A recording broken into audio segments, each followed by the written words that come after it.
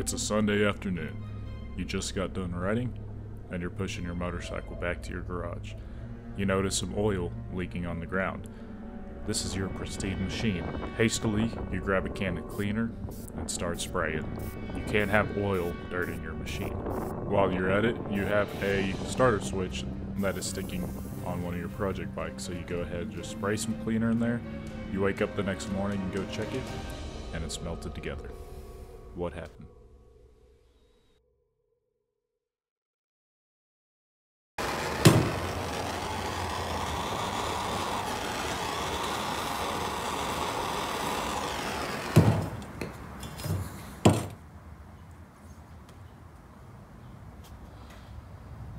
What did you grab so hastily that damaged your motorcycle?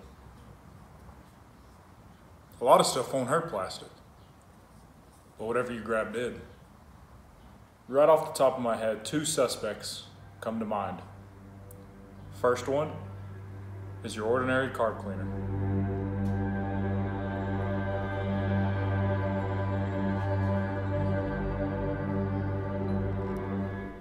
Carb and choke cleaner. Supposed to be a solvent that is safe for oxygen sensors and catalytic converters, but it's supposed to clean your carburetor. How does it work, you say? The back of the bottle says you're supposed to spray the outside of the carburetor and spray it inside the air intake while your engine's running, and that's supposed to clean your carburetor. Sure, it'll clean the outside, but if you know anything of how a carburetor works, it's not going to do anything for the jets. Is carburetor cleaner that corrosive?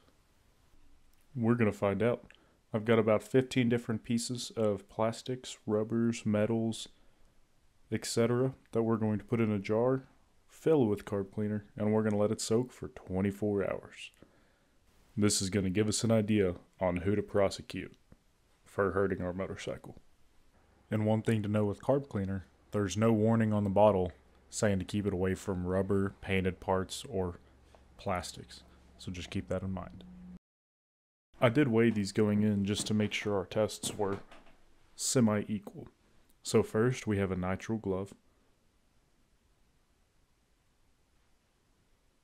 Then we have a rubber band, which is made of rubber. Next we have an O-ring.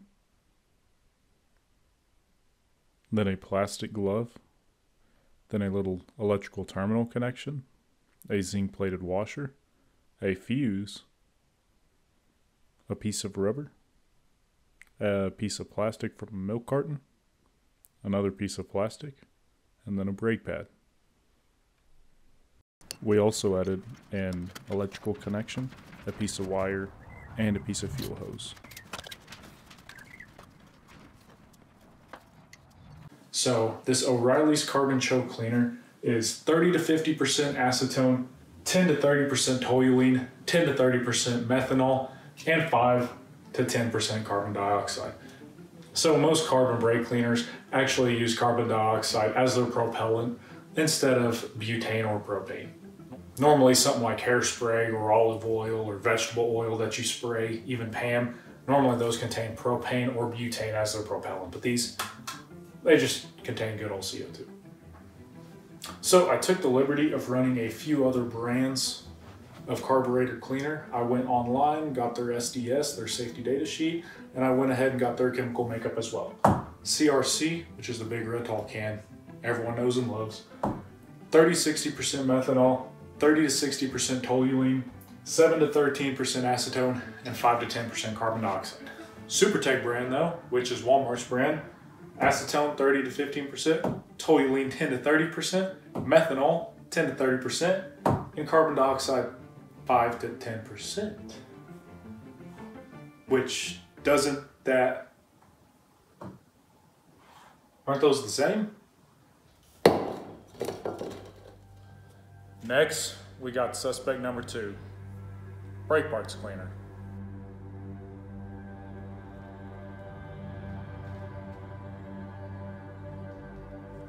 O'Reilly's brand of non-chlorinated brake parts cleaner.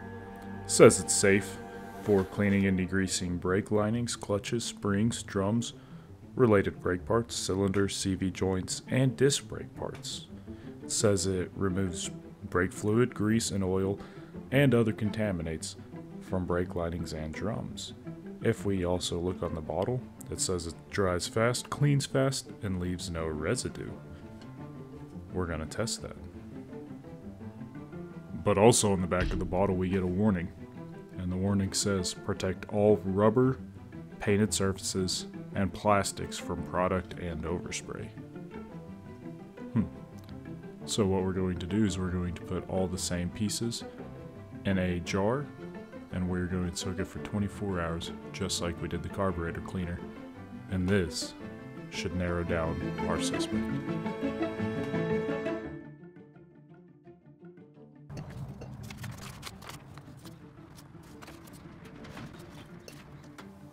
Well, then surely it's got different ingredients, right? So you go down here, you read the ingredients.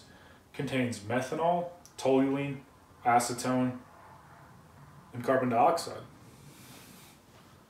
Well, the O'Reilly's brand, acetone, toluene, methanol, carbon dioxide. Now, sure, they have a few different percentages. So this one, the O'Reilly's brand brake parts cleaner, contains more toluene and methanol versus acetone, which is the main ingredient in their carburetor cleaner. But at the end of the day, it's still just the same 4 basic ingredients. Also took the liberty of running SDSs with other brake parts cleaner brands instead of just the O'Reilly, so we can see a difference. CRC brand, which again, big red bottle, everyone knows and loves. 80 to 90% acetone, 1 to 3% toluene, and 10 to 20% carbon dioxide. This is the only one in this lineup right here that does not contain a percentage mix of the 4 ingredients: methanol, acetone, toluene, and carbon dioxide. So they put a lot in their acetone, which is a ketone solvent, which does a pretty good job at dissolving stuff. Got toluene and carbon dioxide as their propellant. A little more propellant, 10 to 20% versus 5 to 10% of the other brands. SuperTech brand, which again is Walmart's brand, SuperTech's brake parts cleaner, non-chlorinated of course. Acetone 45 to 55%, toluene 20 to 30, methanol 20 to 30, and carbon dioxide 5 to 10%. If you just take a look at these two real quick, acetone, toluene, methanol, carbon dioxide. What gives? It all looks the same, just different percentages. Here I just wanted to highlight the cleaning action of both of these. This is the brake parts cleaner. We're just going to spray it on one side of the sturdy carb.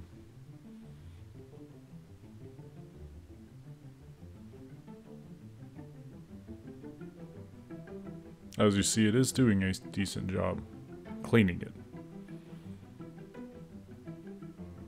And remember, to clean the jets, you'd actually have to disassemble the carburetor.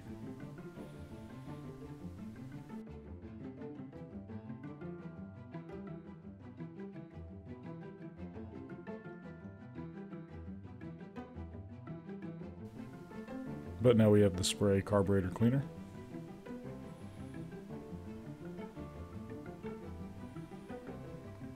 And just at a quick glance, it looks like it's doing a worse job to me.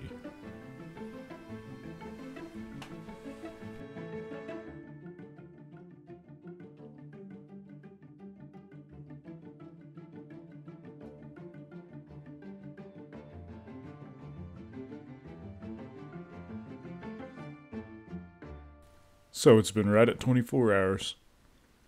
As you can see, the liquid on the bottom of this one is pretty discolored. Is it from the dirty brake pad or is it from dissolving stuff? We're going to go ahead and we're going to find out.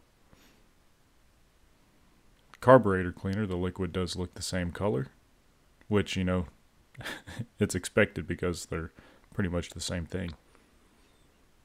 Nothing seems destroyed, just quickly glancing in. So we're going to go ahead and we're going to find out.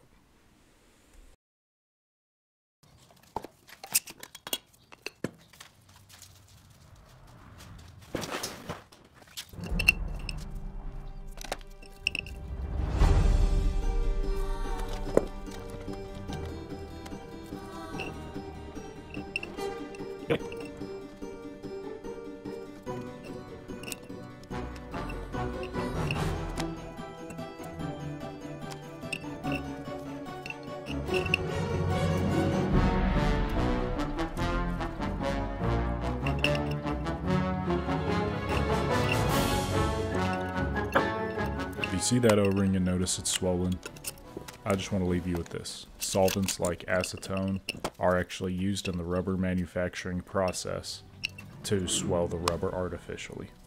They'll use it whenever they manufacture tires and stuff like that, and it actually swells the rubber. So just keep that in mind.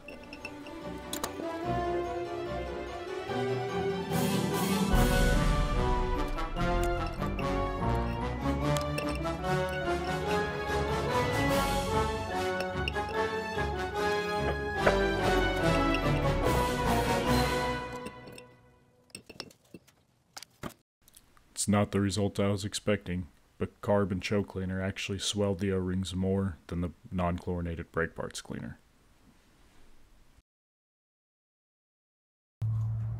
So, which one of the suspects did it?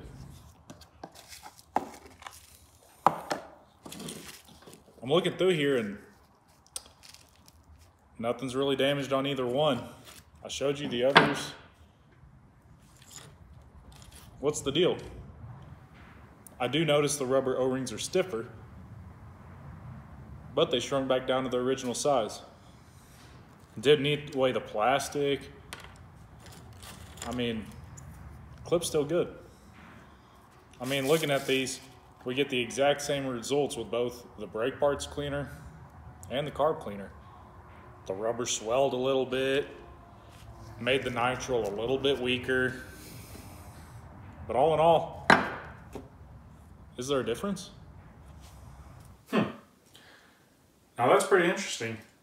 I would have thought that the carbon choke cleaner would have swelled O-rings less than brake parts cleaner. You always hear the horror stories about how bad brake parts cleaner is and how it took the paint off my motorcycle and it swelled my rubber gaskets to where I couldn't even put them on the motorcycle. But carb cleaner performed worse in this test. Neither one of them took off the plastics like I thought was going to happen. I expected some rubber swelling and I expected the brake parts cleaner to completely disintegrate the rubber. But that just wasn't the case. If neither one of those guys messed up our switches, then who did? If I recall, we were pushing in the motorcycle after a hard day's ride, so it still would have been hot. Now that statement was made, it's kind of making me rethink if it was brake or carb cleaner. Both of those being that flammable should have ignited, shouldn't it? I'm not one to second guess good detective work, but did we miss something?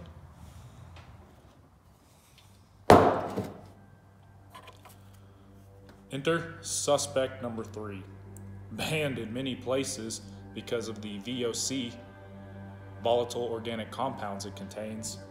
Brake clean, also known as chlorinated brake cleaner.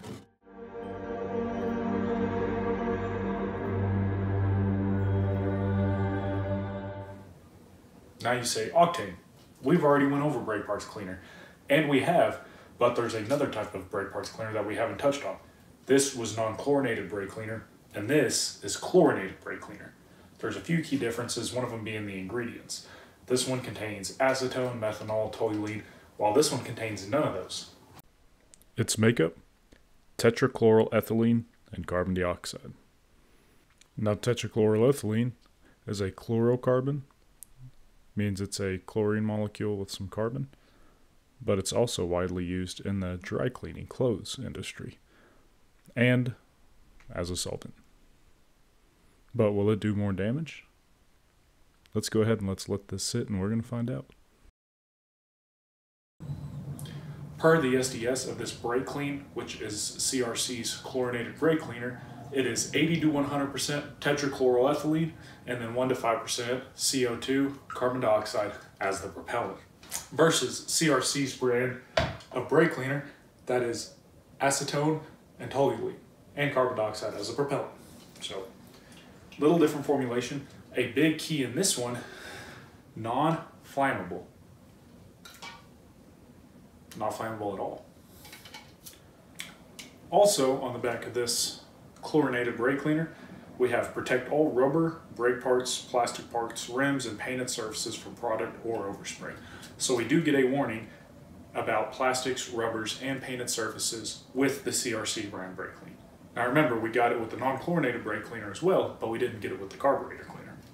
So like I was saying, the SDS breaks the CRC brand of chlorinated brake parts cleaner as 80 to 100% tetrachloroethylene and then 1 to 5% carbon dioxide as a propellant. But does chlorinated versus non-chlorinated, is there really a difference? Chlorinated brake parts cleaner, banned in some states due to the VOCs, the volatile organic compounds it contains. It arguably does a better job at removing grease, grime, etc. As you can see right there, it says it leaves no film, no residue. We're going to test that. Also says it's non-flammable, but you do need to keep painted parts, plastics, and rubbers away.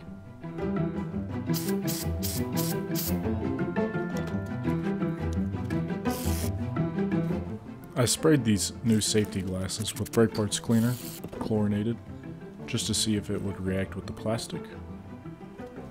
And this is after it dried. As you can see, it left those little dots in there.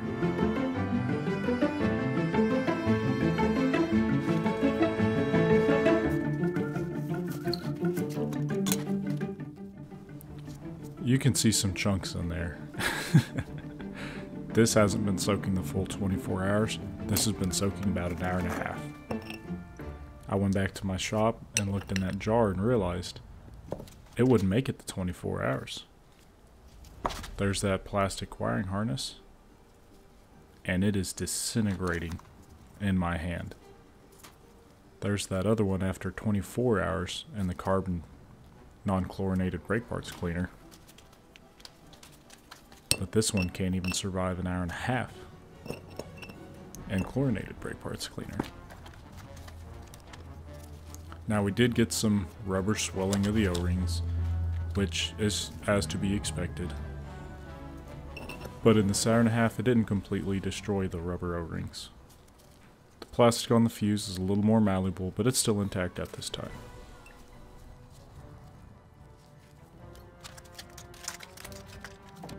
Are they really residue free? We're going to check that. We're going to spray each of the cleaners onto this lid, let it dry, and then we're going to sprinkle baby powder on top of it to simulate dust. If there is any residue left over, the baby powder will stick. So we're going to go ahead and shake them off.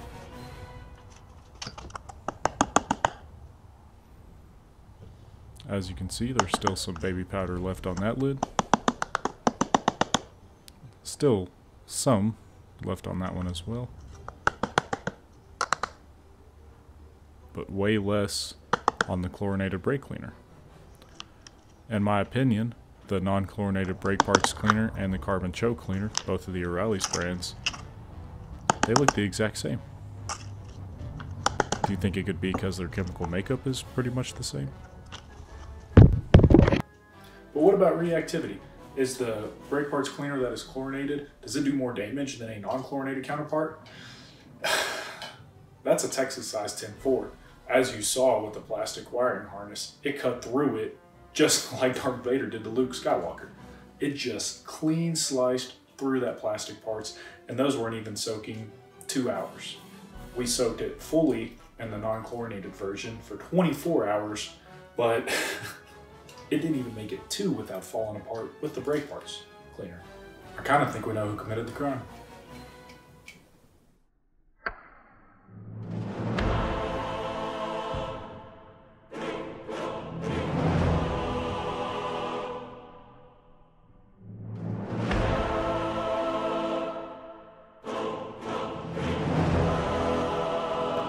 Which one should you buy? Me personally, if they're the same price, I'm gonna go with the brake parts cleaner. If I'm getting non-chlorinated, I mean, the size, this one does have more pressure, but overall, this one has 14 ounces and this one's 12 ounces. If they're the same price, I'm going with the brake parts cleaner. At the end of the day, it's methanol, toluene, acetone, and carbon dioxide. You're getting it in both of them. Now, if you wanna step up your game, chlorinated brake cleaner. You saw what it did to the plastic. You saw what it did to the carburetor. If it ain't banned in your state, that's what I'm buying.